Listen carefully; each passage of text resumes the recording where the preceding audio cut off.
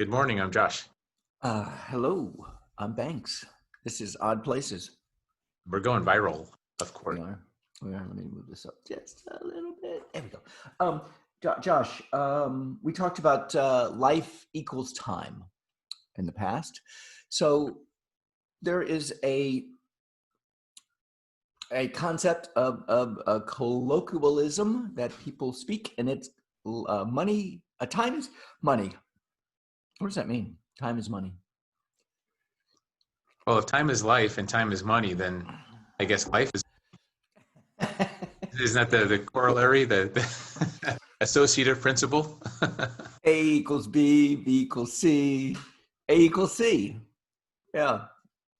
Um, Well, if you look at money from a pure value standpoint, right? Remember, money is the unit of transfer of value. So time can be converted. Time has value, doesn't it? Your life has value. Money's just the transfer. Money's the common denominator that lets us transfer the value of our lives. Yeah. Anybody else? I feel that time is money. I feel it cheapens time. That's what I feel. Time is ethereal. Time is intangible, and to convert that to something that is tangible, I just feel it. I mean, Right. when you had the whole time equals life, I got that. I was like, yes, we choose who or what we're going to do with our time, which is basically with our lives. Yet I'll take a counterpoint to it though and say time is very valuable, very, very valuable. We could do a lot with it. But at the same time, in our society, so is money. Think of all the good you could do with money. And think of all the good you can't do without money. Okay, I get it. All right, I'm with you on that. You know my philosophy with money. I mean, I just feel there's too. I feel there's way too much hype, way too much importance put on money. That's just what I said. I think I meet a agree. person. Oh, wait. Yeah. Okay, so I meet a person, and I'm not wondering if they make lots of money. Making money is, I don't even know if that might come up in the conversation if we date or whatever. I mean, money is not when interpersonal relationships. It all for me. It deals with, hey, is this person got some character, some dignity, some couth, intelligence, interests? You know, these are all intangible things. Money. Right. So they have lots of money. So what does that mean? I mean, what do I get? What do I get out if I have a friend that has lots of money? Well, okay. I think the question is, why do they have lots of money? Maybe they're really good at what they do, providing value to the world, and money was just the result. So it is kind of a thermometer. It's a gauge. Now, maybe they're doing bad things and making lots of money. I don't know, right? So, but they're doing something. And to me, that's intriguing. I want to know what they're doing that's creating so much value. People are willing to give them money. Okay, so you're taking it another step further. So let's say they're meth dealers, okay? Breaking Bad, the show Right. Breaking Bad. So they're meth dealers. They have all this money, and in Breaking Bad, I don't know if you saw the. Did you? Okay, so the first episode, chemistry teacher at a high school. I don't watch a lot of them.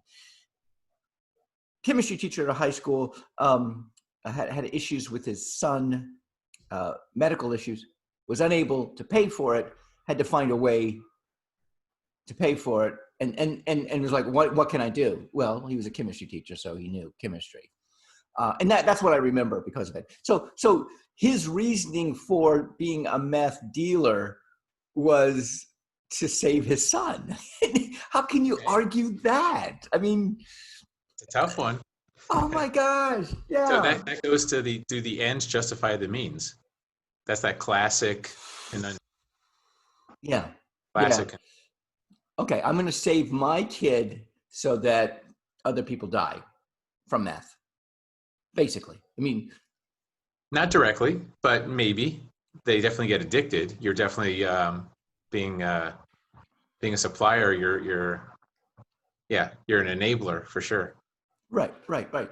So I mean, okay, so this person makes lots of money from being a drug dealer. Does that? I mean, going back to your original question, how did they get the money? How did they become so successful? Right. But that tells me something about them that's intangible, doesn't it?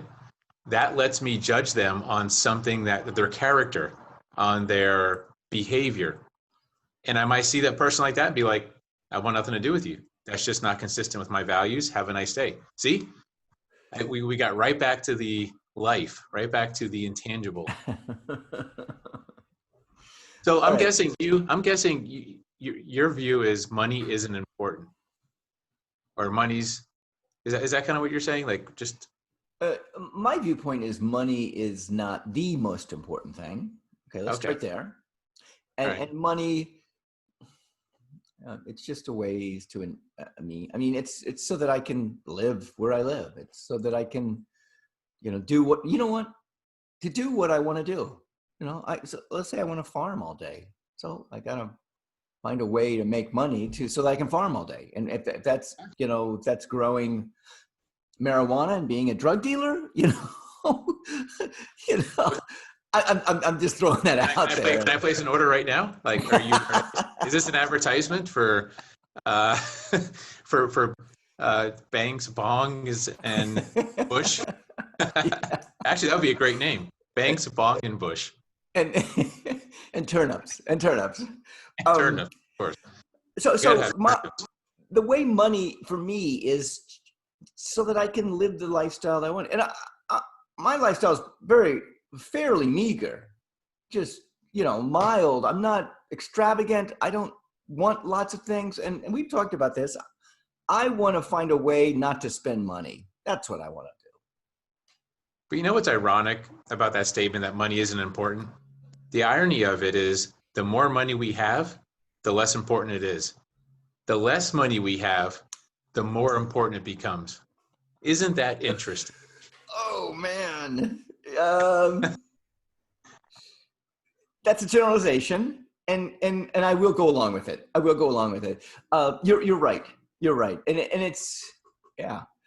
For me, the importance of money is, I mean, I don't have lots and lots and lots of, I mean, I'm not a You have billionaire. enough. You have enough. Yeah, I have enough to Okay, get so by. it's not that important to you. Right. Now take someone who can't afford to pay rent and buy food. All of a sudden, money is everything. Wow. It's a sad irony. It's a crazy sad irony. How do we change that? How do we change that irony? Uh, I, I think the variable is money. You find a way to take money out of the equation. I got possibly. it. I We're got going to it. talk about the next episode or in a few episodes. But I think you got to teach people about money.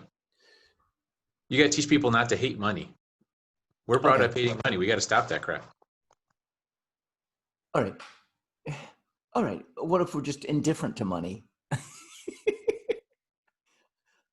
I'm kind of indifferent to money. I mean, I got a job. I did a job yesterday. Yeah, I did 2 jobs yesterday, and I'm not working that much, and I got paid. Yeah, I got paid. And granted, there's a lift with like, oh, I got paid. I do what I love to do, and then I think to myself, okay, what do I need to get on Amazon? I need to get this harness. I need to get a Brita pitcher. I need to get and I'll do that. However, I don't need the harness. I don't need the Brita pitcher. I'm fine. But you wanted it. That's okay. I mean, all Yeah. right. Okay. Want, yes. Need, no.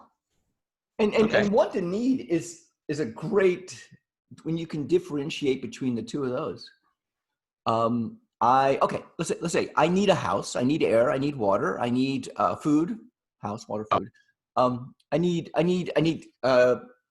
fellowship, communication, connection with other people. I need a home. Do I need a Brita filter? wait, but listen to what you're talking about. It's all about where you draw the line. Because really, outside of food and water, you don't need anything else. Right. You can be homeless. You don't need a house. You Right. could be isolated. You don't need people. You think? Yeah. So those are truly wants, but they're strong wants.